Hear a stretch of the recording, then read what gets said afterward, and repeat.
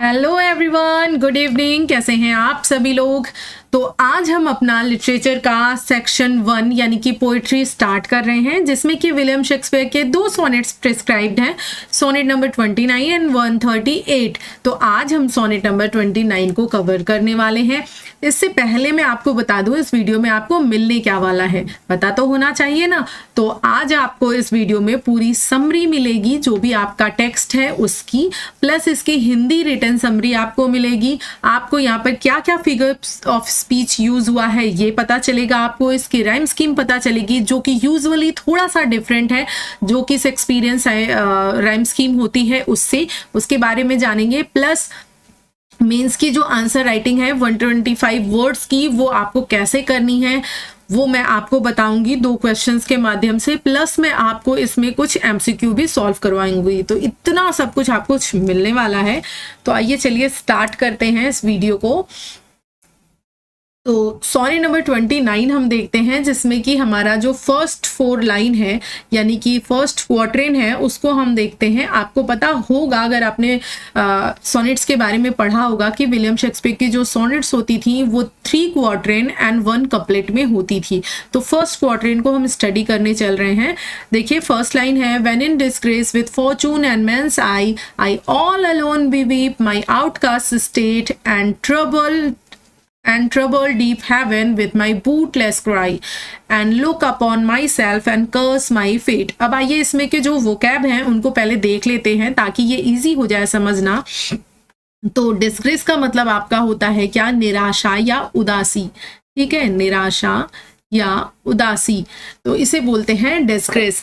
आगे देखिए मेंस आई, यहाँ पर जो मेंस आई है ये भी एक फिगर ऑफ स्पीच है, आगे आपको बताऊंगी कौन सी है। तो मेंस आई का मतलब होता है आपका ओपिनियन, यानी कि लोगों का क्या ओपिनियन है। हम कहते नहीं है हमारे बारे में उनका क्या ओपिनियन है, वही। आगे देखिए बीवी मतलब होता है रोना। ठीक है, क्राई करना, रोना। माई आउटकास्ट स्टेट मतलब होता है जैसे बहिष्कृत हो जाना, किसी समाज से या कहीं से बहिष्कृत होना, उसे बोलते हैं आउटकास्ट स्टेट। ठीक है, अब डीप का मतलब आपको पता ही होगा, डीप हेवन मतलब बहरा स्वर्ग, इसको भी समझेंगे। इसमें देखिए बहुत सारे फिगर ऑफ स्पीच है, आपको सब कुछ बताऊंगी। बूटलेस क्राई मतलब क्या होता है, जिसे आप बोलते हो कि बिना मतलब का रोना या बेकार रोना, निरर्थक जो क्राई है उसको यहाँ पर उन्होंने बूटलेस या यूजलेस क्राई कहा है। उसके बाद यहाँ तो कर्स मतलब आपको पता ही होगा कि क्या है, तो ये तो बहुत सिंपल है। आइए अब इसका मीनिंग देख लेते हैं। ये कह रहे हैं, पहले तो ये देखिए इन्होंने इसको स्टार्ट किया है व्हेन से। तो जब आप आंसर राइटिंग करोगे ना तो ये आपके बहुत काम आएगी कि व्हेन मतलब ये एक कंडीशन से स्टार्ट कर रहे हैं इस पूरी सोनेट को, और इन्होंने बहुत ही पॉजिटिव नोट पर, ये एक जिसे कहते हैं निराशा के साथ स्टार्ट करें, इसको बहुत पॉजिटिव मोड पर ले जाने वाले हैं। तो इसकी जो थीम है वो आपकी लव है। और हाँ, ये देखते हैं, वो कहते हैं कि जब भी मैं लोगों की नजरों में देखता हूँ अपने आप को गिरा हुआ और अपना बेकार फ्यूचर देखता हूँ, तो मुझे बहुत ज़्यादा निराशा होती है। किस चीज़ से, अपने खराब फ्यूचर को देखकर, और लोगों ने मेरे बारे में क्या ओपिनियन बना रखा है, इन सारी चीज़ों को देखकर मुझे बहुत ज़्यादा निराशा और दुख होता है। इसीलिए आई ऑल अलोन बी वीप, मैं अकेले बैठकर क्या करता हूँ, रोता हूँ। किस पर, माई आउटकास्ट स्टेट, यानी मैं अपने बहिष्कृत जो स्टेट है मेरा, उस पर मैं बहुत ज़्यादा रोता हूँ, यानी दुखी होता हूँ। और तो और एंड ट्रबल, और मैं परेशान करता हूँ, कैसे, रो कर, निराश होकर। और डीप हेवन, और जो ये हेवन है वो भी डीप हो गया है, यानी बहरा हो गया है, उसको भी अब मेरी पीड़ा, मेरा दुख दिखाई और सुनाई नहीं देता है। विथ माई बूटलेस क्राई, और मेरा ये जो रोना है वो भी कैसा हो गया है, यूजलेस हो गया है। क्यों यूजलेस हो गया है, क्योंकि जो ईश्वर है, जो हेवन है, हेवन का मतलब यहाँ पर ईश्वर है, जो ईश्वर है वो मेरी बातों को सुन नहीं रहा, मेरी पीड़ा को समझ नहीं रहा, इसीलिए मेरा ये जो रोना है वो भी बूटलेस यानी यूजलेस, बिल्कुल निरर्थक हो गया है। And look upon myself and curse my fate, और मैं खुद को देखता हूँ और अपने फेट को यानी भाग्य को कोसता हूँ कि ये मेरा भाग्य है, मुझे क्या मिला है, मुझे लोगों से क्या मिला है। मैं अपने भाग्य को देखकर क्या होता हूँ, बहुत ज्यादा निराश होता हूँ और अकेले में रोता हूँ। ये आपकी फर्स्ट 4 लाइंस थी, यानी फर्स्ट क्वार्टरेन था। आगे देखिए ये आपका सेकंड क्वार्टेन है। इसमें वो अब कह रहे हैं, अपनी इच्छा को जता रहे हैं, बता रहे हैं कि वो चाहते क्या है। Wishing me like one more rich in hope, feathered like him with friends possessed, desiring this man's art and that man's scope। यहाँ scope का मतलब आप समझिए कि scope means होता है opportunity, ठीक। with what I most enjoyed contented least, इस क्वार्टेन में वो कह रहे हैं कि मैं ऐसी इच्छा करता हूँ, मैं चाहता हूँ कि मैं भी बिल्कुल रिच हो जाऊं, जैसे मेरे फ्रेंड्स हैं, मैं उनकी तरह फीचर्स में यानी लुक्स में दिखाई दूं, जैसे वो स्मार्ट दिखते हैं उनकी तरह, और मेरे पास भी उसी तरह के फ्रेंड्स हों उनकी, और मैं ये इच्छा करती हूँ डिजायरिंग दिस मैंस आर्ट, यानी मैं उनकी तरह, मेरे पास भी स्किल्स हो, आर्ट हो, और मेरे पास वैसी ही अपॉर्चुनिटी हो जैसे उन लोगों के पास है। तो मैं भी इच्छा करता हूँ कि मैं भी अमीर हूँ, मेरे पास भी वो स्किल हो, फ्रेंड्स हो, मेरे पास अपॉर्चुनिटी हो। तो इन सारी चीज़ को मैं क्या करता हूँ, इन सारी चीज़ों की मैं इच्छा करता हूँ, और मैं जो है with what I most enjoyed contented list, यानी इन सारी चीज़ों को, जो भी ये सारी चीज़ें हैं जिन्हें मैं चाहता हूँ, उन सारी चीज़ों को मैं अब ये सब चीज़ें मैं इंजॉय नहीं कर पा रहा हूँ, ठीक। तो ये आपका सेकंड स्ट्रेंजा था। आते हैं थर्ड स्ट्रेंजा पे। ये देखिए यहाँ तक अभी आपने देखा था कि फर्स्ट और सेकंड स्ट्रेंजा में उन्होंने अपना जो निराशा है, डिस्पैरेजिंग है, उसको दिखाया है। उन्होंने बताया है कि वो कितना ज़्यादा अपने भाग्य को लेकर दुखी हैं, परेशान हैं, और वो एक फ्रेंड जैसा उनका रिच फ्रेंड है, जैसा उसका लुक्स है, जैसे उसके काम है, स्किल्स है, उसके पास जैसी अपॉर्चुनिटी है, उन सारी चीज़ों, वो सारी चीज़ें मैं भी चाहता हूँ, और मैं भी चाहता हूँ कि वो सारी चीज़ें मेरे पास भी हो और मैं उसको इंजॉय करूँ, लेकिन मैं कुछ भी इंजॉय नहीं कर पा रहा हूँ। अब आइए चलते हैं नेक्स्ट पे। यहाँ पर आपको मिलेगा अगला जो क्वार्टेन है, और साथ ही जो है आपको अगली जो है वो कपलेट मिलेगी। यहाँ पर मैंने तीनों डाल दिया है। तो ये आपका जो थर्ड क्वार्टेन है, और ये आपका जो है ये कपलेट है, ठीक। तो देखिए, yet in these thoughts myself almost despising, happy I think on the end then my state. आगे वो कह रहे हैं कि मैं ऐसा क्यों सोच रहा हूँ। येट, ये देखिए येट मैंने कहा था ना, तो ये जो थर्ड वाला है क्वार्टेन, ये इन्होंने येट से स्टार्ट किया है, और यहाँ से ये थोड़ा पॉजिटिव होना, थोड़ा क्या, ये पूरा पॉजिटिव हो जाएंगे। देखिए कैसे ये कह रहे हैं, yet in these thoughts myself almost depressing, इन सारी चीज़ों में मैं बहुत ज़्यादा, मैं ऐसा क्यों सोच रहा हूँ, मैं इतना निराशा क्यों सोच रहा हूँ, मैं बहुत ज़्यादा निराश हूँ। और हैप्पी आई थिंक ऑन दी मतलब होता है यू, यानी कि मैं जैसे ही तुम्हारे बारे में सोचता हूँ, हैप्पी हो जाता हूँ, खुश हो जाता हूँ। और ये किसके बारे में कह रहे हैं, ये जो है बात कर रहे हैं मिस्टर WH के बारे में, ठीक है। इन्होंने अपने जो यूथ फ्रेंड है उन्हीं को ये डेडिकेट की है, और ये पोएम उन्होंने जो है, ये जो सोनेट है उन्हीं के लिए लिखा है। उन्होंने कहा है कि मैं जब भी तुम्हारे बारे में सोचता हूँ तो मेरा ये जो निराशा वाला फेज है, निराशा जो मेरे अंदर घुसी हुई है, वो चीज़ एकदम तुरंत हैप्पीनेस में बदल जाती है, मैं खुशी हो जाता हूँ, खुश हो जाता हूँ। एंड देन माई स्टेट, और लाइक किसकी तरह खुश होता हूँ, लाइक द लार्क। यहाँ पर देखिए अब आपसे पूछा जाएगा कि ये लार्क जो है वो किसको सिंबलाइज कर रहा है। तो ये एक बहुत ही जो है वो पॉजिटिविटी को, जो ये लार्क है वो आपका जो है वो बता रहा है, दिखा रहा है। तो आगे देखिए, ये लार्क से जो है वो खुद को कंपेयर करते हैं, और आगे कहते हैं कि like the lark at break of the day arise, जैसे ही सुबह होती है, सूर्य उदित होता है, बिल्कुल उसी समय पे ये जो लार्क है फ्रॉम सुलन अर्थ, सोए हुए जो अर्थ है उससे ऊपर उड़ जाती है। कहाँ, sings hymns at heaven's gate, कहाँ पर जाती है, हेवन के गेट पर, यानी स्वर्ग के द्वार पर। हिम्स यानी भजन गाने के लिए जाती है। तो मैं बिल्कुल वैसा ही इस लार्क की तरह बिल्कुल फील कर रहा हूँ, जैसे कि तुम जब मैं तुम्हें महसूस करता हूँ, जब भी मैं तुम्हें याद करता हूँ, तो मेरी ये जो दुर्दशा है ना, इसमें सुधार होने लगता है, और मैं बिल्कुल जो है लार्क की तरह बिल्कुल अच्छा महसूस करने लगता हूँ। जैसे लार्क जो है वो लालिमा होते ही इस सोई हुई पृथ्वी को, इस निराश पृथ्वी को छोड़कर ऊपर आसमान में हेवेंस गेट पर हिम गाने के लिए चली जाती है, मैं भी बिल्कुल वैसा ही तुम्हारे बारे में सोचते ही महसूस करने लगता हूँ। आगे देखिए, For thy sweet love remembered such wealth brings that then I scorn to change my state with kings। यहाँ पर ये कह रहे हैं कि तुम्हारे बारे में, यहाँ लिखिए दाई, दाई मतलब होता है कि तुम, तो तुम्हारे बारे में स्वीट लव रिमेंबर्ड, जब भी मैं सोचता हूँ मैं इतना ज़्यादा खुश हो जाता हूँ, मेरे पास मुझे इतनी वेल्थ महसूस होती है, ऐसा लगता है कि मैं दुनिया का सबसे रिच पर्सन हूँ, रिच इंसान हूँ। और मैं ऐसा महसूस करता हूँ कि अगर मुझे किंग की जगह, किंग का जो स्टेट है, किंग की जो पोजीशन है वो मुझे मिल जाए, मेरा जो स्टेट है उसको अगर किंग की स्टेट से चेंज कर दिया जाए, यानी कि मुझे जो है अगर किंग की जगह पर रख दिया जाए, किंग बना जाए, तो भी मैं उसको हटा दूंगा। मुझे नहीं चाहिए वो किंग का स्टेट, यानी मुझे वो किंग की खुशी, किंग की पोजीशन नहीं चाहिए। क्यों? क्योंकि जब भी मैं तुम्हारे बारे में सोचता हूं तो मैं उससे भी कहीं ज्यादा वेल्दी, रिच, अपने आप को खुश महसूस करता हूं।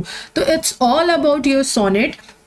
तो मोटा मोटा आपको ये समझना है कि फर्स्ट स्ट्रेंजा में वो बताते हैं कि, मैं थोड़ा सा समराइज कर दे रही हूँ सो दैट आपके लिए इजी हो जाएगा इसको बहुत अच्छे से समझना, इनके वर्ड मीनिंग्स को भी अच्छे से आप ध्यान दे लीजिएगा।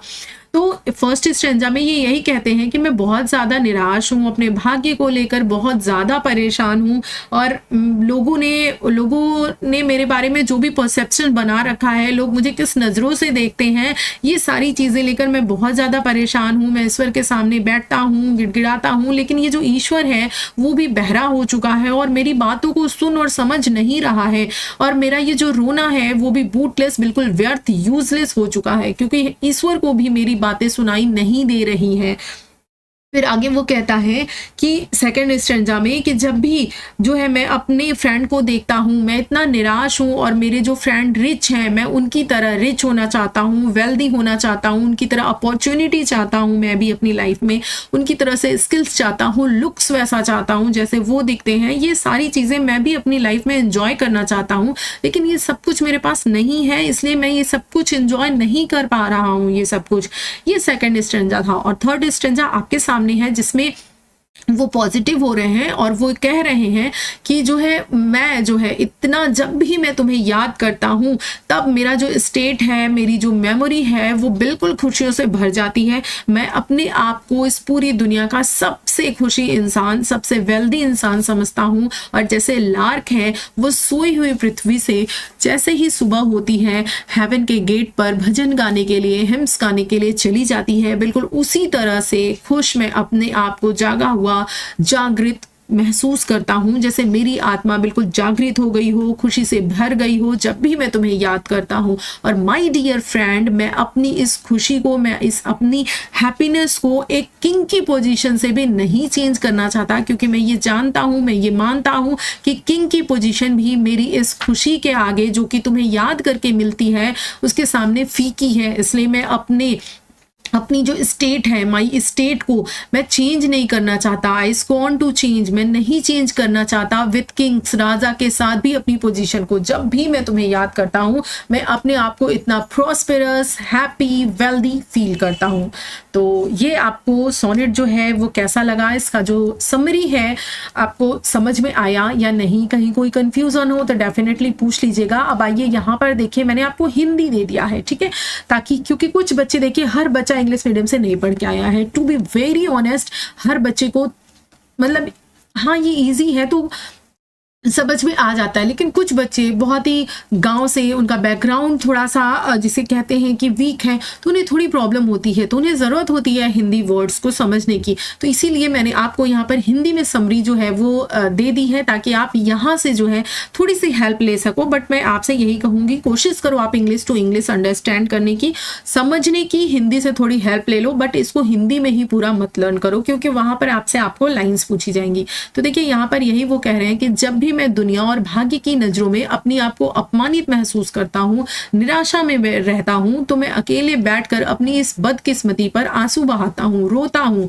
और मैं ये बेजान जो स्वर्ग है, बहरा जो स्वर्ग है को अपनी व्यर्थ प्रार्थनाओं से परेशान करता हूँ। यानी जो प्रार्थनाएं हैं वो व्यर्थ हैं, क्योंकि जो है इन इनसे मैं जो है क्योंकि जो स्वर्ग है वो सुन नहीं रहा है, तो मेरी प्रार्थनाएं बिल्कुल व्यर्थ हैं, और खुद को देखकर अपनी किस्मत को मैं क्या करता हूँ कि कोसता हूँ कि क्या मेरी स्थिति हो चुकी है। फिर आगे वो कहते हैं, कभी चाहता हूँ कि काश मैं उस आदमी जैसा होता जो आशा से भरा हुआ है, बिल्कुल पॉजिटिव है, शक्ल सूरत में अच्छा है, उसके साथ अच्छा दोस्त है, उसके पास एक अच्छी स्किल है और वो खुश रहता है। काश ये सारी खुशी, ये सब कुछ मुझे भी मिलती।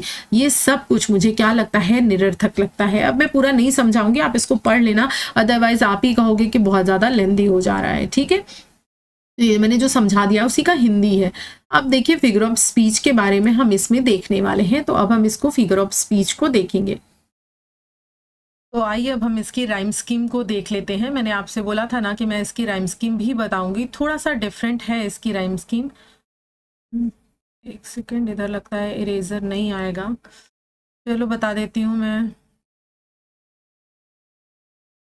मैं सोच रही थी कि इसको इरेज करके फिर आपको बताऊं, लेकिन कोई बात नहीं, ये इरेजर शो नहीं हो रहा है, तो चलो मैं ऐसे ही बता देती हूँ।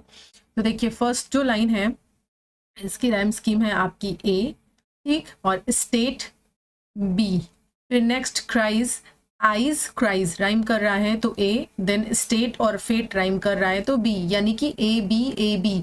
ये राइम स्कीम बनी आपकी फर्स्ट स्ट्रेंजा की। आइए नेक्स्ट स्ट्रेंजा पे चलते हैं और इसकी राइम स्कीम देखते हैं।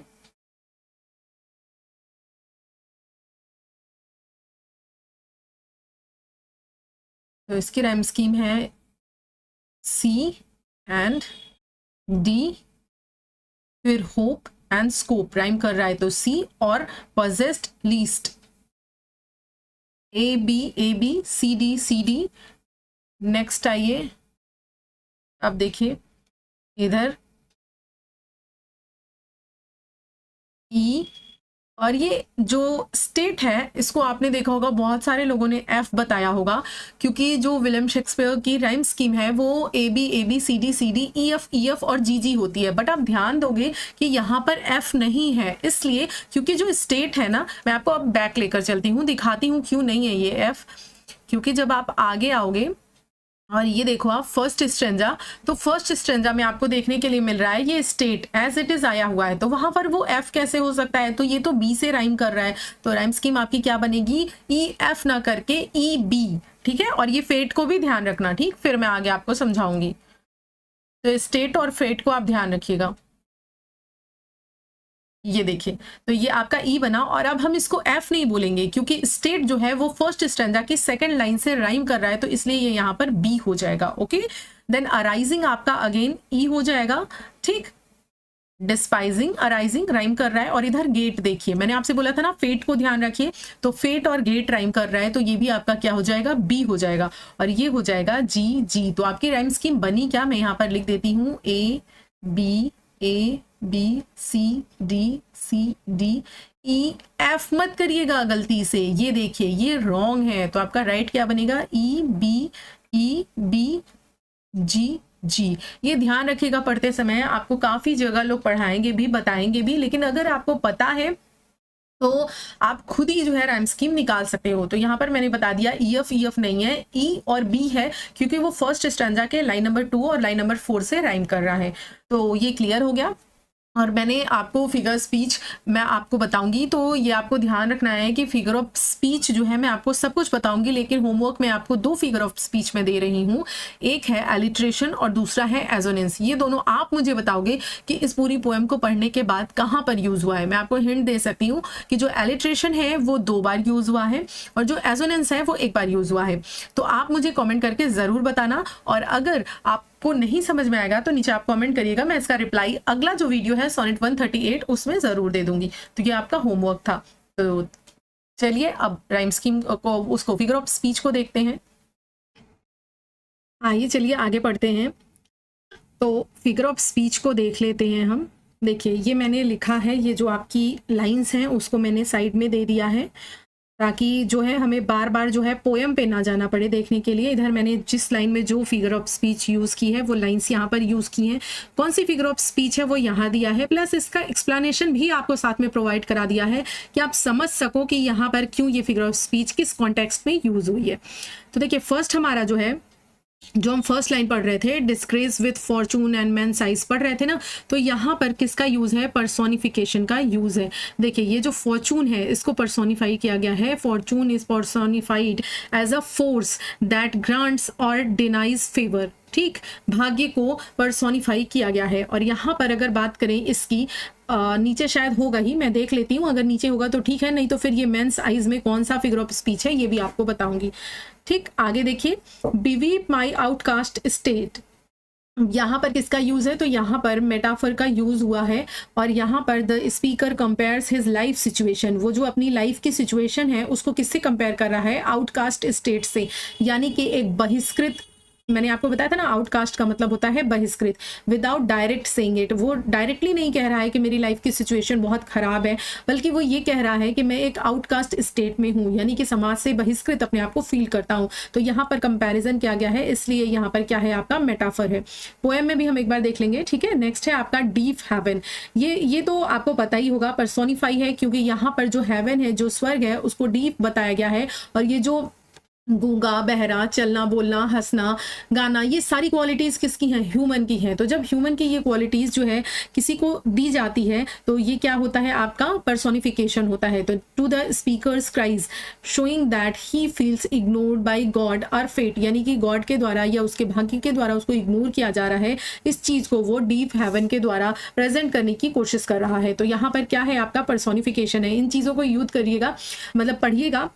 और एक चीज और बताऊंगी, पिछली बार देखिए किस तरह से क्वेश्चन पूछा गया था। देखिए जैसे मान लीजिए सपोज दैट हमने एक वर्क अपना लिया, द वेस्टलैंड, छोटी सी इंफॉर्मेशन है आपको, यहाँ पर आपको पता चलेगा कि हमको पढ़ना कैसे है, अप्रोच पता चलेगा। तो ये आपका जो द वेस्टलैंड है कि पोएम, हमने सब कुछ पढ़ा इसके बारे में, इसका राइटर कौन है, कब लिखा गया, कब पब्लिश हुआ, पूरी इसकी समरी पढ़ी, लेकिन क्या हमने देखा कि ये किस पीरियड में फॉल करता है या इसका जॉनरा क्या है। तो ये भी आप देखिएगा, आपसे जो है वो पूछा गया था कि ये जो है द वेस्टलैंड जो है ये किस पीरियड में है, ठीक, या किस क्वालिटी, इसकी क्या क्वालिटी है। तो इस तरफ से जब आप वर्क पढ़ेंगे ना, तो उस वर्क का ये भी देखेंगे कि वो वर्क किस एरा में फॉल कर रहा है, कौन से जॉनर के साथ जो है ये जा रहा है। तो इस तरह से भी पढ़ेंगे। तो ध्यान रखिएगा कि ये आपका सोनेट 29 या जो सोनेट है वो जो है आपका किसमें, आपका रेनेसा पीरियड में आएगा, क्योंकि इसी समय विलियम शेक्सपियर जो है वो बहुत ज्यादा एक्टिव थे। आगे देखिए, हर अप्रोच के साथ हमें पढ़ाई करनी है, ताकि जो हमारा जिसे बोलते हैं कि आपका क्वेश्चन है वो कहीं से भी आए तो हम उसको कर सके। आगे देखिए, बूटलेस क्राई। तो यहाँ बूटलेस क्राई को भी क्या किया गया है, मेटाफर है, यहाँ पे भी कंपैरिजन किया गया है। बूटलेस का मीन्स क्या होता है, यूजलेस, यानी कि emphasising that his prayer are in vain, यानी इसकी जो प्रेयर्स हैं वो बेकार हैं। ठीक है, बेकार हैं, बूटलेस है, यूजलेस है। तो ये आपको पता चल गया। आपका ये जो आपका फर्स्ट स्ट्रेंजा था, इस फर्स्ट स्ट्रेंजा को किस तरीके से जो है दिया गया है, फर्स्ट स्ट्रेंजा में क्या क्या चीजें हैं, कौन कौन सा फिगर ऑफ स्पीच यूज हुआ है, यह आपको पता चल गया है। आइए चलते हैं और देखते हैं नेक्स्ट स्ट्रेंजा की तरफ। तो आइए, ये रहा हमारा नेक्स्ट स्ट्रेंजा। इसमें जो है देखिए आपकी लाइन है, wishing me like to one, यहाँ पर वो अपनी फ्रेंड की बात कर रहे हैं ना, तो यहाँ पर लाइक आपको दिख रहा है। तो जब लाइक, एज, ये सब आता है तो क्या होता है, सिमिली होता है। तो the speaker compares himself to other, he envies, तो वो क्या कर रहा है, अपना कंपैरिजन कर रहा है। तो यहाँ पर कंपैरिजन के लिए लाइक का यूज किया गया है। तो ये कौन सा आपका फिगर ऑफ स्पीच हुआ, सिमिली हुआ। मैं कोशिश कर रही हूँ कि आपको चीजें बहुत ऑर्गेनाइज वे में प्रेजेंट करूँ आपके सामने, ताकि आपका नोट्स भी बनाना आपके लिए बहुत इजी हो जाए। जैसे कि मैंने पहले आपको टेक्स्ट दिया, वो समझाया, फिर हिंदी एक्सप्लेनेशन दे दिया था, अभी जो है आपको इसका पूरा चार्ट दे रही हूँ। अगर आपको पीडीएफ चाहिए होगा तो मुझे नीचे कमेंट करके जरूर बताइएगा, मैं इसका पीडीएफ भी आपको प्रोवाइड करा दूंगी।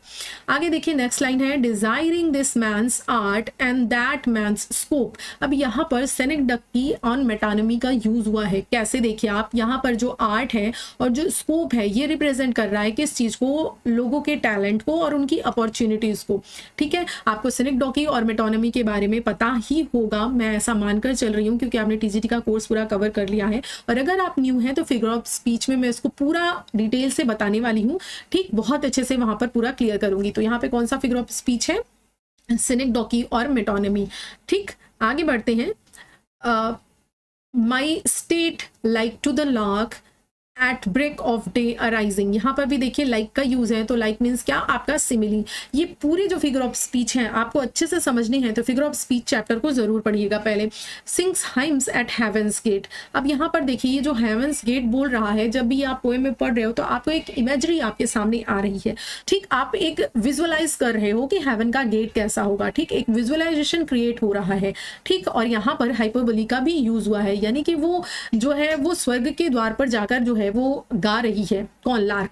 तो यहाँ पर इमेजरी भी, विजुअल इमेजरी का भी यूज हुआ है। The lark song is compare to a spiritual hymn, उसके सॉन्ग को स्पिरिचुअल हाइम से कंपेयर किया गया है और सजेस्ट किया गया है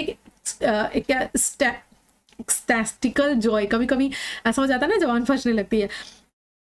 आगे देखिए, the sweet love remembered such wealth bring, यहाँ पर भी किसका यूज है, मेटाफर का है, क्योंकि यहाँ पर जो लव है is metaphorically described as wealth. Love को कैसे कंपेयर किया गया है, वेल्थ से कंपेयर किया गया है, तो यहाँ पर भी किसका यूज है, मेटाफर फिगर ऑफ स्पीच का यूज हुआ है। नेक्स्ट है, I scorn to my change my state with kings. अब ये क्या है, मतलब आप कंपेयर, मतलब एक तरह से आप देखो ना कि कितना ज्यादा बढ़ा चढ़ाकर बोला गया है, कितना हाइपरबोली का यूज किया गया है कि आप एक किंग की स्टेट से भी अपने आप को रिप्लेस नहीं करोगे, यानी कि आपको अपने फ्रेंड के बारे में सोचकर इतनी ज्यादा हैप्पीनेस, इतनी वेल्थ, इतना सब कुछ खुशी मिल रही है कि आप एक किंग को भी, मतलब किंग की प्लेस को भी अपनी प्लेस से रिप्लेस नहीं करोगे, यानी आप किंग भी नहीं बनना चाहोगे। तो ये कितना ज्यादा हाइपरबोली का यूज है। तो एग्जैजरेट किया गया है, exaggeration the speakers job claiming he wouldn't trade place with the royalty, यानी उसकी रॉयल्टी से भी रिप्लेस नहीं करेगा। तो यहाँ पर कौन सी फिगर ऑफ स्पीच का यूज है, हाइपरबोली का यूज है। ये सब कुछ डिटेल में आपको फिगर ऑफ स्पीच में समझाऊंगी, डोंट वरी, बस साथ बने रहिएगा। तो ये इतनी आपकी फिगर ऑफ स्पीच यूज हुई थी। और एक चीज मैं और आपको बताना भूल गया, मैंने सोचा आगे आएगा, वो आया नहीं, तो बता देती हूँ। ये जो फर्स्ट वाली स्लाइड थी ना, ये जो हमने पढ़ा था, ये देखिए मेंस आई, ठीक है, यहाँ पर भी सिनेक्डकी का यूज हुआ है, ठीक, ये यहाँ पर दिया नहीं है लेकिन आप लिख लोगे, यहाँ पर भी सिनेक्डकी का यूज हुआ है मेंस आईज में, क्योंकि जो मेंस आई है वो क्या प्रेजेंट कर रही है, ये लोगों के ओपिनियन को प्रेजेंट कर रही है। तो जब भी हम होल से पार्ट या पार्ट से होल की बात करते हैं तो वो कौन सा फिगर ऑफ स्पीच होता है, देखिए मैंने थोड़ा सा बता भी दिया, सिनेक्डकी होता है। तो यहाँ पर सिनेक्डकी का भी यूज हुआ है, ये भी फिगर ऑफ स्पीच है। और फॉर्चून जो है वो किसके लिए, वो पर्सोनिफिकेशन के लिए यूज हुआ है, ठीक। तो I hope it's clear to you. आइए चलते हैं, अब आपको मैं एक छोटी सी झलक देती हूँ कि अगर आप मेंस में गए, होप कि आप जाओ, तो मेंस में अगर आप जाते हो तो आपको अपनी आंसर राइटिंग कैसे करनी है ये आप देखिए। तो आपका क्वेश्चन है, what is the central idea of Shakespeare's sonnet 29। आपसे सेंट्रल आइडिया पूछ सकता है, या बहुत तरीके के क्वेश्चन पूछ सकता है आपसे, शेक्सपियर की राइटिंग स्टाइल पे क्वेश्चन पूछ सकता है, कुछ भी पूछ सकता है। तो वो सब चीजें हम बाद में देखेंगे, लेकिन अभी फिलहाल देखिए, तो ये देखिए कुछ इस तरह की चीजें आप लिखेंगे 125 वर्ड्स में, ताकि आपका जो जिस्ट है वो पूरा अच्छे से प्रेजेंट हो जाए कि वो आपकी जो सोनेट है वो प्रेजेंट क्या करना चाह रही है, कहना क्या चाह रही है। तो the central idea of sonnet 29 is the emotional transformation. क्या है, इमोशनल ट्रांसफॉर्मेशन है, क्योंकि जो आपका पोइट है, जो आपका ऑथर है, वो स्टार्टिंग में बहुत ही ज्यादा सैड, मतलब बहुत निराशा से भरा हुआ है, और बाद में उसके लिए हैप्पीनेस आ जाती है जब वो अपने फ्रेंड को याद करता है। दैट लव कैन ब्रिंग, ठीक है, जो प्यार, जो लव है, वो उसके लिए कैसे इमोशनल ट्रांसफॉर्मेशन ले आता है कि वो दुखी होते हुए फिर खुश हो जाता है, इतना ज्यादा कि वो किंग की पोजीशन से भी रिप्लेस नहीं करना चाहता खुद को। तो वो चीज इसमें जो है वो प्रेजेंट की गई है। आगे देखिए, at the beginning of the poem the speaker feels rejected, unlucky and deeply envious of others' success, talent and social approval, यानी कि वो दूसरों के, जो उसके फ्रेंड्स हैं, उनकी सक्सेस से, उनका जो टैलेंट्स है, उनकी जो पर्सनालिटी है, उससे वो कितना ज़्यादा जेलस, डिप्रेस्ड, अनलकी खुद को फील करता है स्टार्टिंग में। उसके बाद ही laments his outcast state and believes that even heaven ignores his prayer. वो अपनी आउटकास्ट स्टेट पे रोता है, विलाप करता है अकेले में बैठकर और इग्नोर करता है। वो ये कहता है कि हेवन जो है वो मेरी प्रेयर्स को क्या कर रहा है, इग्नोर कर रहा है।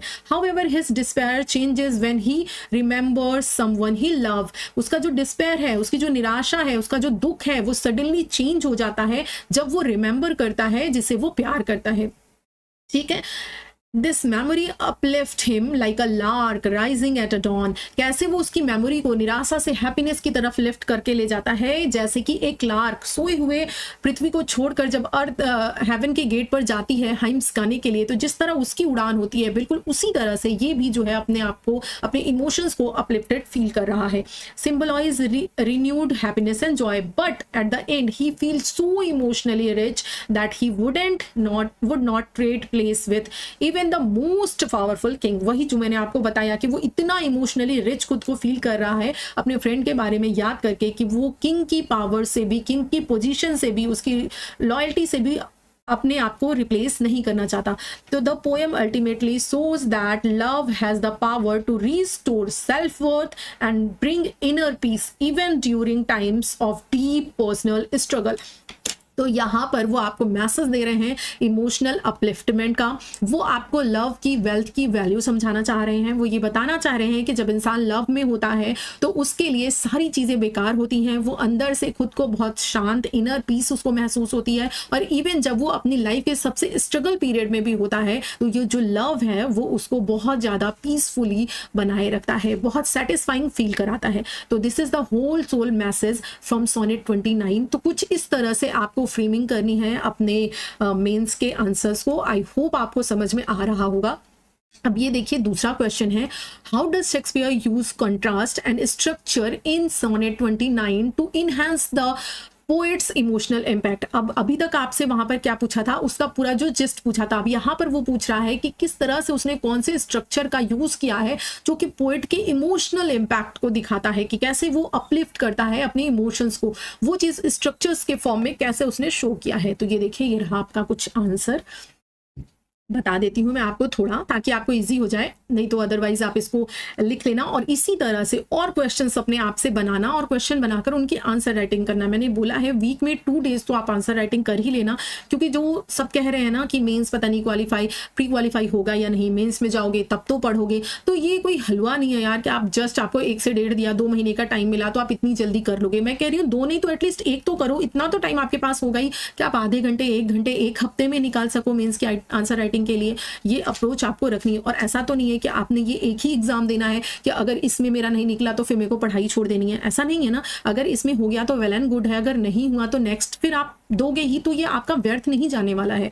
तो करिए। तो देखिए आपका आंसर है, Shakespeare employs sharp contrast and strategic structure to heighten the emotional intensity of sonnet 29। Sonnet 29 की इमोशनल इंटेंसिटी को बढ़ाने के लिए, उसको एक हाइट देने के लिए उन्होंने क्या है, एक कंट्रास्ट का यूज किया है और स्ट्रेटेजिक स्ट्रक्चर को उन्होंने अपनाया है। देखिए कैसे, the poem opens in a tone of despair. कैसे टोन के साथ स्टार्ट होती है, बहुत ही सैड, डिस्पेयरिंग, उदासी वाले टोन के साथ स्टार्ट होती है। With the speaker feeling alienated, envious and abandoned by both fortune and society। यानी कि जो आपका पोएट है वो सोसाइटी से भी, अपने भाग्य से भी बहुत ज्यादा अलग थलग फील कर रहा है, निराश फील कर रहा है। तो इस तरह से कुछ आपकी पोएम स्टार्ट होती है। आपको उस पोएम की, उस स्ट्रंजा की खूबसूरती को बताना है।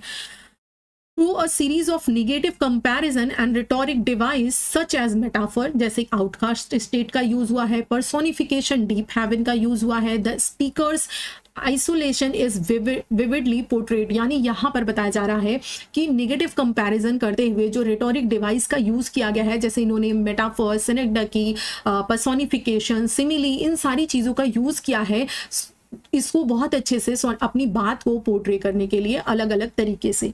ठीक, ये समझ में आया कि क्या क्वालिटी थी इसकी। नेगेटिव टोन से स्टार्ट करते हुए यहाँ पर figure of speech, figurative devices का यूज किया गया है। फिर देखिए, structurally the sonnet shifts dramatic with the end yet. मैंने बताया था ना कि जो आपका ये सोनेट है, जब आप पढ़ना स्टार्ट करोगे तो ये व्हेन के साथ स्टार्ट होता है, यानी कि एक कंडीशन के साथ ये स्टार्ट होता है, एंड ये जो है येट के साथ एक पॉजिटिव टोन पर चला जाता है। ये देखिए 9 लाइन जहाँ पे वोल्टा आपका स्टार्ट होता है। वोल्टा मीन्स, आई होप आपको पता होगा कि एक टर्न होता है, जैसे कि आपका जो ऑथर है वो सोनेट्स में पहले फर्स्ट जो स्टंजाज होते हैं, यानी कि जो आपका पहले वो क्या दिखाता है, प्रॉब्लम्स को दिखाता है, और यहाँ पर इन्होंने 9th लाइन पे वोल्टा शिफ्ट किया है, यानी कि सॉल्यूशन को प्रेजेंट किया है। तो देखिए, yet in line 9th marking the volta a turn किस चीज का टर्न? अपने इमोशनल अपलिफ्टमेंट का turn. This signals a change from self pity to joy, यानी कि दुख से खुशी में आते हैं। As the speaker remembers the beloved, जब भी वो अपने बिलव्ड को याद करते हैं। The smile of the lark rising at dawn illustrates spiritual renewal, यानी कि जब वो लार्क से अपना कंपैरिजन करते हैं तो वो एक स्पिरिचुअल रिन्यूअल को, स्पिरिचुअल अपलिफ्टमेंट को शो करते हैं। This structure contrast between despair and Joy, ये जो स्ट्रक्चर है जो उन्होंने फिगरेटिव लैंग्वेज का यूज किया है, जो उदासी और लव को दिखाया है, इसको दिखाने के लिए इसका इन्होंने यूज किया है। ठीक है, not only mirror emotional transformation but also reinforce the central idea that love redeem and elevates the soul. यहाँ पर इन्होंने सिर्फ दुख को खुशी से, मतलब जिसे बोलते हैं कि जब भी आपकी लाइफ में लव है तो लव से जो है आप दुखी होकर भी खुश महसूस कर सकते हो, इनर पीस महसूस करते हो। इस इमोशनल ट्रांसफॉर्मेशन को दिखाने के साथ साथ बट ओनली उन्होंने क्या दिखाया है, एक सेंट्रल आइडिया भी दिखाया है, किसका? लव का। उन्होंने ये दिखाया है कि जो लव है वो आपकी सोल को रिडीम और एलिवेट कर सकता है। तो this is the power of love, जिसको आपको विलियम शेक्सपियर दिखाने की कोशिश कर रहे हैं। और उनके जितने भी प्लेज हैं, जितना भी वर्क है, वो अभी भी उतने ही इम्पोर्टेंट हैं। ठीक है, तो ये आपके क्वेश्चंस रहे, इनको मैं आपको जो है पढ़ाऊंगी, तो इनको भी चलिए हम लोग देख लेते हैं। तो चलिए हम क्वेश्चंस को कर लेते हैं। वीडियोस को मैंने आपको पहले ही बताया था कि मैं जो है कई तरीके से डाल रही हूँ, जैसे कि हर तरह के बच्चों का ध्यान रख रही हूँ। जैसे कुछ बच्चे हैं उनको वो चाहते हैं कि मुझे मैराथन टाइप वीडियो मिल जाए जो पूरा एक ही में कंपाइल रहे सब कुछ, तो उस तरह से भी आपको वीडियो मिल जाएगी। और कुछ बच्चे जिनके पास डाटा की प्रॉब्लम है या और चीज़ें हैं तो वो छोटे छोटे वीडियोस देखना पसंद करते हैं, तो इन्हीं वीडियोज़ को मैं छोटे छोटे भी डाल दे रही हूँ। जैसे कि एक में आपका समरी में डाल दिया है, दूसरे वीडियो में आपका फिगर ऑफ स्पीच रहेगा, तीसरे में आपका क्वेश्चन रहेगा। तो इस तरह से तो आप जैसा चाहें वैसा देख सकते हैं। तो आइए चलिए हम क्वेश्चन को देख लेते हैं। तो क्वेश्चन नंबर 1 है आपका, ले लूँ मैं, what is the main theme of stanza of 29। अब देखिए यहाँ पर मैंने आंसर्स दे दिए हैं, इसलिए क्योंकि मुझे पीपीटी बनाने में काफ़ी टाइम लग रहा था और मैंने जो इसका जिसे बोलते हैं क्या, देखो एग्जैक्ट वर्ड नहीं याद आ रहा, एनिमेशन, राइट। तो ये जो लगाते हैं ना, ये चीज़ मैंने अभी अलग से इस पर की नहीं है, तो आप साथ के साथ देखते चलिएगा। तो देखिए, what is the main theme of sonnet 29, तो इसकी मेन थीम क्या है? A beauty of nature, the power of art, या फिर the redemptive power of love, या फिर पॉलिटिकल एम्बिशन। तो इसका राइट आंसर क्या है? Option number C. आइए नेक्स्ट क्वेश्चन पे चलते हैं। नेक्स्ट क्वेश्चन है, what literary device is used in the phrase deep heaven. ये क्वेश्चन मैंने आपको कराया है, यानी कि आपको जब भी पढ़ाया था तो कौन कौन सी फिगर ऑफ स्पीच यूज हुई है पूरा डिटेल से बताया है। तो आपको आंसर तो देखने की जरूरत भी नहीं है, आपको पता होगा ऑप्शंस देखने की, सिमिली, एलिट्रेशन, हाइपरबोली और पर्सोनिफिकेशन। तो यहाँ पर पर्सोनिफिकेशन का यूज हुआ है, यानी कि आपका ऑप्शन नंबर डी सही हो जाएगा, क्योंकि जो हेवन है उसके अंदर ह्यूमन क्वालिटीज कैसे आ सकती हैं, वो बहरा कैसे हो सकता है, तो यहाँ पर ह्यूमन क्वालिटीज उसको दी गई हैं। इट मीन यहाँ पर पर्सोनिफिकेशन का यूज किया गया है। नेक्स्ट क्वेश्चन देखिए, what word is used as a simile in the poem. यहाँ पर किस वर्ड का यूज हुआ है, तो आपको भी पता होगा कि विलियम शेक्सपियर ने खुद को कौन सी बर्ड से कंपेयर किया है, तो वो है आपका लार्क। ठीक है, ऑप्शंस आप खुद देख लीजिएगा, मैं बहुत ज्यादा टाइम नहीं लूंगी ऑप्शंस को पढ़ते हुए, क्योंकि आपका राइट आंसर दिया है इस वजह से। नेक्स्ट क्वेश्चन है, व्हाट डज द स्पीकर से ही would not change even for a Kings state. वो क्या नहीं चेंज करना चाहता? अपने फेम को, हिज नॉलेज, हिज टैलेंट, या फिर हिज लव। वो किस चीज को चेंज नहीं करना चाहता? अपने लव को, अपनी पोजीशन को, जो वो खुश है अपने फ्रेंड को याद करके, जो उसका स्टेट बना है, जो उसका इमोशनल चीज है, उसको वो चेंज नहीं करना चाहता है। ठीक है, तो आपका राइट आंसर क्या हो जाएगा? His love. नेक्स्ट आइए, नेक्स्ट क्वेश्चन है, द इमेज ऑफ लार्क। ठीक, लार्क कौन? वो बर्ड।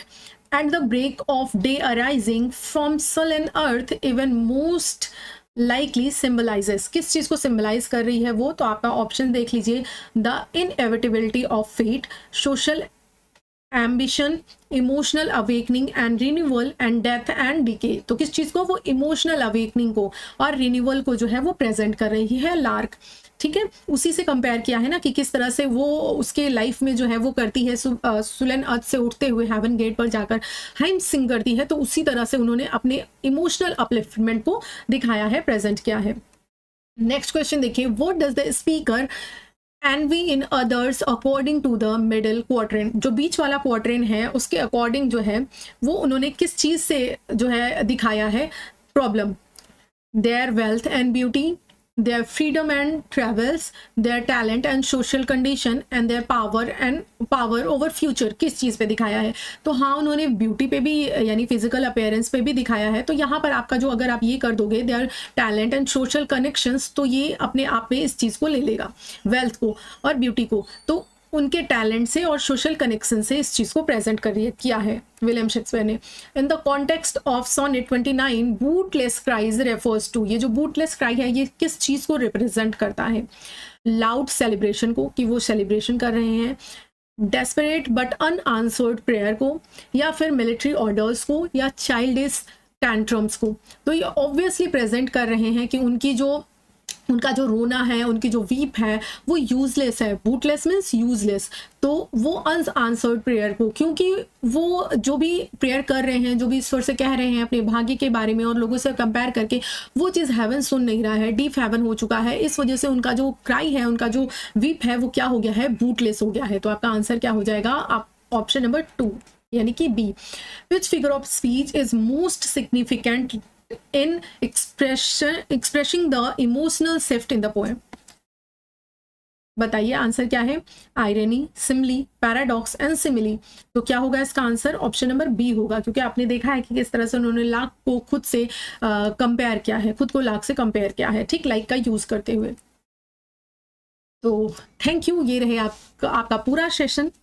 इसमें मैंने आपको पूरी चीज़ें जो भी सोनेट 29 से पूछी जा सकती हैं वो सब कुछ करा दिया है। इसमें आपको मैंने इंग्लिश टेक्स्ट को पूरा बताया है, फिर उसको हिंदी में भी आपको प्रोवाइड करा दिया है ताकि आपको प्रॉब्लम ना हो। उसके बाद नेक्स्ट आपको जो है, ठीक, ये है हिंदी। तो नेक्स्ट जो है वो आपको क्या फिगर ऑफ स्पीच कराया है, मेंस के क्वेश्चंस कराया है, और इधर अभी ऑब्जेक्टिव भी दे दिया है। तो ये पूरा आपका कंप्लीट हो गया। Thank you so much for watching. अगर आपको मेरा एफर्ट अच्छा लगा है तो इसको अप्रिशिएट ज़रूर कीजिएगा, नीचे एक कॉमेंट छोड़कर। अगर आपको कोई सजेशन है तो वो भी डेफिनेटली दीजिएगा, और मिलूंगी अगले वीडियो में। तब तक के लिए bye bye and take care. और हाँ, नीचे आप कॉमेंट करके ज़रूर बता दीजिएगा कि नेक्स्ट आप कौन सा जो वर्क है वो पढ़ना चाह रहे हैं, तो मैं कोशिश करूँगी कि उसको जल्दी से जल्दी ले आने की। So thank you so much for watching. Bye bye.